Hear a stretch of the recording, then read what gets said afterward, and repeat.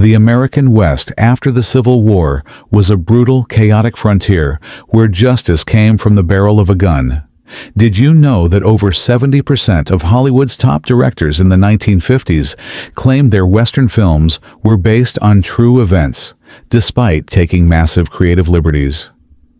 Let's explore the 20 best post-Civil War Westerns of the 1950s that actually drew from real history. Number 20, Broken Arrow. 1950.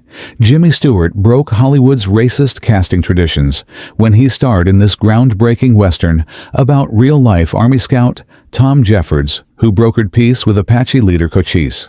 The film shocked audiences by portraying Native Americans as actual human beings with legitimate grievances, rather than savage obstacles for white heroes to overcome. Director Delmer Daves filmed on actual Apache land in Arizona with tribal permission, unheard of at the time. The studio executives nearly shelved the film, fearing Southern boycotts over its sympathetic portrayal of interracial romance between Stewart and Deborah Paget. Critics called it dangerously progressive, while Bosley Crowther of the New York Times praised its revolutionary depiction of frontier diplomacy. The film's portrayal of Cochise was so powerful that when Jeff Chandler, who played him, visited Arizona years later, elderly Apache tribal members reportedly greeted him as if he were the actual historical figure. The screenplay was secretly written by blacklisted writer Albert Maltz, using a front to avoid McCarthy-era persecution. Number 19. The Gunfighter, 1950. Gregory Peck's legendary mustache for this film reportedly cost 20th Century Fox millions in lost ticket sales. Studio head Spiros Skouras allegedly told Peck, "That mustache cost us a fortune." The film draws heavily from the real-life saga of John Wesley Hardin, one of the deadliest gunslingers in Western history, who claimed to have killed 42 men. Director Henry King captured the psychological toll of gunfighter fame unlike any previous Western. Unlike the glamorized shootouts in other films, The Gunfighter shows the miserable reality of being a famous killer, constantly hunted by young punks looking to make a name for themselves. The real Hardin, like Peck's character, was indeed ambushed and shot in the back of the head in a saloon after spending years looking over his shoulder. Film critics initially dismissed the movie as too dark and psychological, but directors like Martin Scorsese later called it the most honest Western ever made about the burden of violence. Number 18, Warpath, 1951. Edmund O'Brien plays John Vickers, a Civil War veteran hunting down the 3 men who killed his fiancée, a storyline loosely based on the bloody vengeance campaign of real-life frontier figure Clay Allison. The film's climactic battle sequence at a remote Army outpost recreates an actual 1876 skirmish where soldiers and civilians defended against a coordinated tribal attack. Director Byron Haskin insisted on historical accuracy for the uniforms and weapons, even borrowing actual artifacts from frontier museums. The studio was shocked when Native American extras walked off set, protesting scenes they considered disrespectful to their ancestors, forcing hasty rewrites. Dean Jagger's portrayal of the hardened cavalry commander was so convincing that several actual retired military officers wrote to Paramount praising his performance. The New York Herald Tribune called it a revenge tale with unexpected historical depth, while audiences were stunned by its brutal final confrontation, filmed in the actual Black Hills location where similar violence occurred. Number 17, Rawhide, 1951. Tyrone Power and Susan Hayward star in this tense, hostage drama based on a series of stagecoach station sieges that plagued the Butterfield Overland Mail route after the Civil War. The film's claustrophobic setting, a remote way station surrounded by killers, mirrors several documented incidents where Civil War deserters targeted isolated outposts. Director Henry Hathaway filmed in scorching Death Valley conditions, with temperatures reaching 120 degrees, causing multiple crew members to collapse from heat exhaustion. The production stagecoach was an actual Concord coach that had run the original route depicted in the film. Hugh Marlowe's performance as the psychopathic outlaw leader was reportedly inspired by real-life Confederate guerrilla William Quantrill. The film's unflinching portrayal of frontier violence against women was considered shocking for 1951, with several scenes cut by censors. When the film screened in actual stagecoach towns along the old routes, local historians noted dozens of accurate details most viewers missed. Number 16. Kansas Raiders, 1950. Audie Murphy, America's most decorated World War II hero, portrays Jesse James in this controversial film about how Confederate guerrillas became legendary outlaws. The film's depiction of William Quantrill's infamous raid on Lawrence, Kansas draws directly from historical accounts, though it sanitizes the actual brutality where over 150 civilians were massacred. Director Ray Enright worked with historical consultants who had actually interviewed surviving Quantrill raiders in the early 1900s. The production used authentic Civil War weapons and uniforms, some discovered in Missouri barns and private collections. The film sparked protests in Kansas towns where memories of Quantrill's atrocities remained raw. Richard Arlen's portrayal of the sociopathic Quantrill was described by one elderly raid survivor as disturbingly accurate to the man I glimpsed as a child. Critics condemned the film for glamorizing Confederate terrorists, with Variety labeling it morally confused while admitting it was historically intriguing. Number 15. The Last Frontier, 1955. Victor Mature stars as a mountain man forced to join the cavalry at a remote fort, based on the experiences of frontiersman Jim Bridger during the turbulent post-Civil War campaigns against Plains tribes. The film's Fort Shallon is a thinly disguised version of the actual Fort Phil Kearny, site of the infamous Fetterman Massacre. Director Anthony Mann insisted on filming in the actual Black Hills locations where the historical events took place, capturing the harsh winter conditions that contributed to the frontier violence. Robert Preston's unhinged colonel is based on the real-life figure of Captain William Fetterman, whose arrogance led to one of the Army's worst defeats. Contemporary critics noted the film's unusually sympathetic portrayal of the Sioux, with The Hollywood Reporter praising its refreshing complexity regarding frontier conflicts. When the film screened at military bases, several veteran officers objected to its unflattering portrayal of command decisions. Anne Bancroft's performance as the colonel's wife was based on actual diary entries from women at frontier outposts. Number 14. Devil's Doorway, 1950. Robert Taylor plays Lance Poole, a decorated Civil War veteran who returns home to find his land being stolen through legal maneuvers, a story directly inspired by the tragic post-war experiences of many Native American Union soldiers. The film's courtroom sequences are drawn from actual Wyoming Territory land dispute records. Director Anthony Mann fought MGM to cast actual Native American actors in supporting roles, breaking with Hollywood tradition. The film was completed before Broken Arrow, but shelved by nervous executives worried about its harsh criticism of frontier justice. When finally released, it became the first major studio film to portray Native American land theft as the crime it was. Louis Calhern's ruthless lawyer character was based on several actual frontier attorneys who specialized in dispossessing Native landowners. The Chicago Tribune called it uncomfortably truthful, while the film struggled at the box office, with several theater owners in western states refusing to show it. Paula Raymond researched her role as the sympathetic lawyer by studying the papers of actual female attorneys from the Wyoming Territory.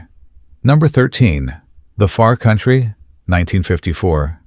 James Stewart's portrayal of a cattle driver caught in the Klondike Gold Rush is loosely based on real-life figure Frank Canton, who fled a criminal past to become a lawman in the lawless Yukon Territory. The film's depiction of the corrupt gold rush town of Skagway, under the tyrannical rule of a self-appointed judge, draws directly from the historical dominance of crime boss Soapy Smith. Director Anthony Mann and his crew endured brutal conditions filming in the Canadian Rockies, with equipment freezing and several injuries occurring during the difficult shoot. Walter Brennan's character was inspired by legendary prospector George Carmack, whose discovery triggered the actual gold rush. John McIntyre's villainous Judge Gannon is a thinly disguised version of Soapy Smith, complete with his infamous vigilante committee that hanged opponents. The film's climactic shootout recreates Smith's actual demise in a Skagway gunfight. Variety praised the film's authentic frontier brutality, while audiences were stunned by its realistic portrayal of gold rush corruption and violence. Number 12. The Man from Laramie, 1955. Anthony Mann's psychological Western stars James Stewart as a man seeking revenge for his brother's death, paralleling the real-life vengeance quest of Army Captain Jonathan May, who hunted renegade gunrunners after they supplied weapons used to kill his brother's patrol. The film's remote New Mexico setting accurately portrays the desolate landscape where actual arms trafficking operations thrived. The production employed Navajo technical advisors to ensure authentic details for the raid sequences. Stewart performed his own stunts despite suffering a painful hand injury when his character is shot through the palm, a scene so realistic that audience members reportedly fainted during initial screenings. Donald Crisp's ruthless ranch patriarch was modeled after actual cattle baron John Chisholm. Historians later confirmed the film accurately portrayed how discharged Civil War veterans often became embroiled in the violent post-war weapons trade. The film's unflinching portrayal of frontier brutality shocked critics, with The New Yorker calling it, perhaps too honest about Western violence for its own good. Number 11. The Last Wagon, 1956. Richard Widmark stars as Comanche Todd, a white man raised by Native Americans and pursued for killing the men who murdered his Indian family. This character was inspired by the actual historical figure, Quanah Parker, the mixed-race Comanche chief whose mother had been kidnapped and assimilated into the tribe as a child. Director Delmer Daves shot in authentic Navajo territory, using tribal members as extras and consultants. The production's wagon train scenes were filmed using actual Pioneer-era wagons restored specifically for the movie. The film's harrowing journey across dangerous Apache Pass recreates a documented route where numerous actual attacks occurred. George Matthews' portrayal of the brutal Sheriff Bull Harper was based on infamous frontier lawman Bear River Tom Smith. Historians have noted that the film accurately depicts how frontier justice operated differently for white and Native defendants. The Saturday Review called it a rare Western where the audience finds itself rooting for the supposed villain, while the film's portrayal of Native customs was praised by several tribal representatives. Number 10. Jubal, 1956. Glenn Ford's portrayal of a drifter caught in a ranch owner's deadly domestic drama draws inspiration from several documented cases of frontier range detectives who infiltrated ranch operations. The film's remote Wyoming setting mirrors the actual Johnson County range war locations, while the themes of jealousy and betrayal echo real-life frontier murder cases.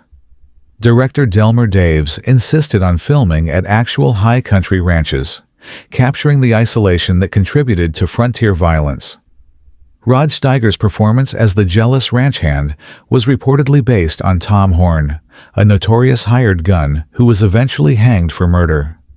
Ernest Borgnine's trusting rancher character parallels John Cobble, a Wyoming cattle baron whose kindness to drifters eventually led to his downfall.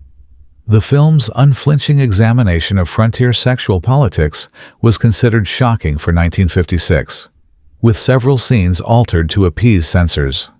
The Los Angeles Times praised its brutal honesty about the moral compromises of frontier life, while ranching families in Wyoming recognized elements of local scandals in the storyline. Number 9. The Searchers, 1956. John Ford's masterpiece starring John Wayne draws directly from the true story of Cynthia Ann Parker, kidnapped by Comanche raiders and rescued years later against her will. The film's brutal opening massacre recreates actual documented Comanche raids on Texas homesteads during the post-Civil War period. Ford insisted on filming in Monument Valley, despite it being historically inaccurate for the Texas setting, because he believed its stark beauty captured the psychological landscape of obsession. Wayne's character, Ethan Edwards, was partly based on real-life Texas Ranger Rip Ford. known for his relentless pursuits and racial hatred. Jeffrey Hunter's mixed-race character, Martin Pauly, was inspired by Quanah Parker, the half-white Comanche chief who led resistance against white settlement. The film's 5-year search timeline mirrors the actual duration of several documented rescue attempts.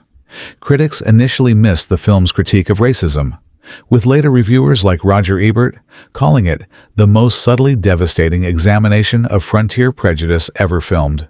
Number 8. Run of the Arrow, 1957. Rod Steiger plays a bitter Confederate soldier who refuses to accept surrender and joins a Sioux tribe, based loosely on the documented cases of several ex-Confederates who went native rather than live under Union rule. The film's portrayal of the walking surrender ceremony was taken directly from Sioux cultural practices documented by anthropologists. Director Samuel Fuller, a World War II combat veteran, insisted on authentic military details for the opening Civil War sequence, hiring actual historical reenactors decades before such practices became common. Charles Bronson's performance as a Sioux warrior was praised by tribal consultants for its dignity, rare for Hollywood portrayals of the era. Ralph Meeker's sadistic cavalry officer was based on several documented cases of Civil War veterans who brought battlefield brutality to Indian campaigns. The film's unflinching portrayal of frontier racial violence was considered shocking for 1957. Fuller later revealed that the studio forced him to add a more optimistic ending against his wishes, as his original conclusion, based on historical accounts, was deemed too bleak for audiences. Number 7. Springfield Rifle, 1952. Gary Cooper stars as a Union officer who goes undercover to break up a Confederate spy ring stealing horses, based on the actual Union Army counterintelligence operations that targeted Southern saboteurs. The film's depiction of early espionage techniques draws from declassified Civil War intelligence records. Director André de Toth, who had only one eye, insisted on shooting dangerous stunt sequences himself when crew members refused due to safety concerns. The production used actual Springfield rifles from the Civil War era, borrowed from military museums for authenticity. David Bryan's Confederate spy character was modeled after the real-life figure of Thomas Conrad, who ran similar operations behind Union lines.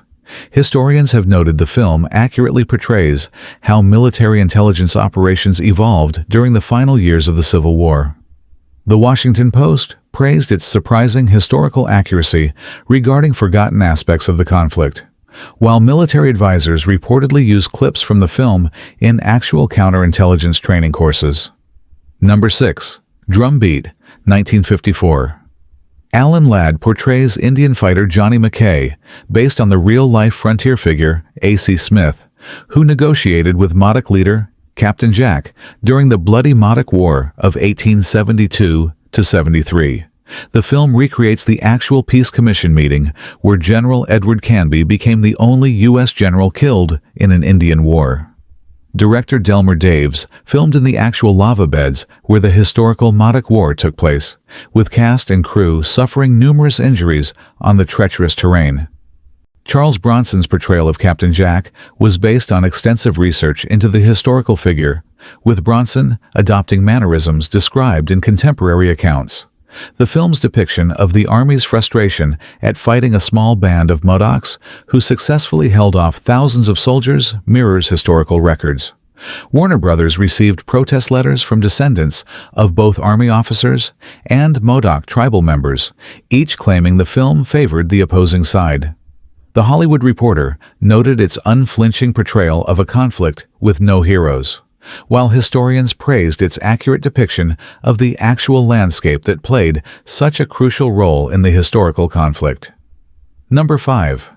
Apache, 1954. Burt Lancaster plays Masai, the last Apache warrior to resist surrender, based on the historical Apache fighter who continued guerrilla warfare after Geronimo's capture. The film's depiction of Masai's solitary raids against Army outposts draws from actual military reports documenting his exploits. Director Robert Aldrich fought with United Artists over the film's sympathetic portrayal of Apache resistance, with studio executives demanding a more audience-friendly protagonist. The production employed actual Apache technical advisors who helped Lancaster develop a fighting style authentic to tribal techniques. Jean Peters researched her role as Nalinlay by studying the accounts of actual Apache women who accompanied warriors on the run from the army. The film's unflinching portrayal of reservation conditions accurately depicts the historical tragedy of forced relocation. The New York Times called it disturbing in its reversal of traditional Western sympathies, while several military historians have noted its accurate portrayal of the Army's frustration at being unable to capture a single determined warrior. Number 4. They Died with Their Boots On, 1951. Randolph Scott stars in this uncompromising look at the bloody aftermath of the Civil War in Kansas, where pro-slavery and abolitionist forces continued fighting long after Appomattox. The film draws directly from newspaper accounts of actual raids and reprisals that plagued the region for years after formal hostilities ended. Director André de Toth insisted on historical accuracy for the political speeches and propaganda shown in the film, using actual text from period newspapers. The production created a full-scale replica of Lawrence, Kansas as it appeared before Quantrill's infamous raid, based on historical photographs and survivor accounts. Marguerite Chapman's character was inspired by several documented cases of women who participated in frontier guerrilla operations. The film's unflinching portrayal of politically motivated violence was considered unusually honest for early 1950s Hollywood. The Chicago Tribune praised its uncomfortable parallels with modern political divisions, while several scenes were cut for release in southern states where memories of the bloody Kansas conflicts remain contentious. Number 3. The Naked Spur, 1953. James Stewart plays a bounty hunter pursuing a murderer across the Rockies. Inspired by the real-life manhunt for outlaw El Zalay, a member of Butch Cassidy's Wild Bunch. The film's psychological breakdown of its protagonist draws from documented cases of frontier manhunts where pursuers became as morally compromised as their quarry.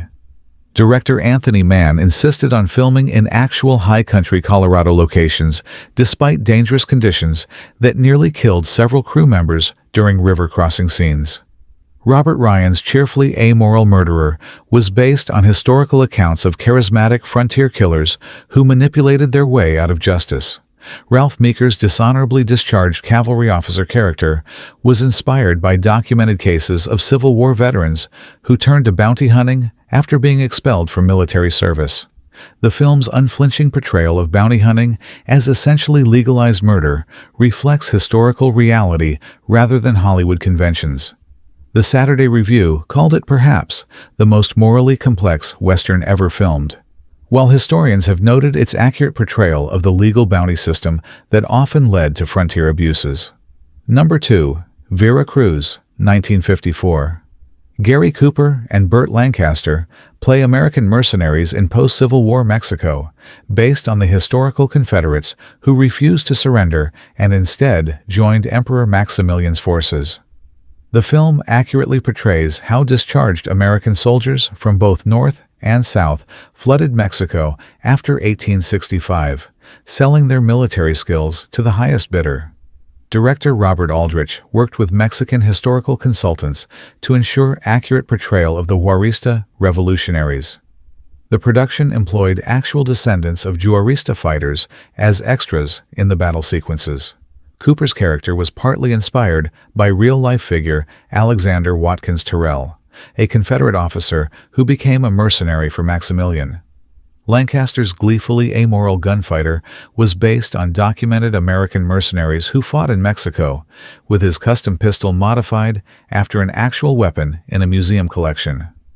The film's portrayal of how American intervention complicated Mexican politics was considered surprisingly nuanced for 1954. The Los Angeles Times called it uncomfortably honest about American military adventurism, while Mexican critics praised its relatively balanced portrayal of a painful historical period usually misrepresented in Hollywood films. Number 1. The Hanging Tree, 1959. Gary Cooper delivers one of his finest performances as Dr. Joseph Frail, a physician with a dark past in a remote mining town, inspired by the real-life frontier Dr. Valentine T. McGillicuddy, who practiced medicine while hiding from a mysterious past. The film's Montana gold camp setting meticulously recreates the documented conditions of frontier mining communities. Director Delmer Daves suffered a serious illness during production, with Carl Malden stepping in to direct several crucial scenes uncredited. The film's titular hanging tree was constructed specifically for the production and became such a landmark that local residents protested when the studio planned to dismantle it after filming. Maria Schell's character was based on several documented cases of immigrant women who traveled alone to frontier regions only to face exploitation. The film's unflinching portrayal of frontier medicine draws from actual physician accounts from the period. Cooper, himself, was seriously ill during filming, making his portrayal of a doctor struggling with his own mortality particularly poignant. The New York Times called it, perhaps the most emotionally complex Western ever filmed, while medical historians have praised its accurate depiction of frontier healthcare practices typically glamorized in other Westerns. The 1950s gave us these incredible true story Westerns that Hollywood rarely matches today. Which of these films do you think most accurately captured the brutal reality of the post-Civil War frontier? Or do you think modern Westerns like The Revenant and News of the World have finally surpassed these classics in historical authenticity? Drop your thoughts below and hit subscribe for more deep dives into cinema's forgotten treasures. And ask yourself, are we actually more comfortable with sanitized myths about the West than the complex, morally ambiguous historical truth these films tried to tell?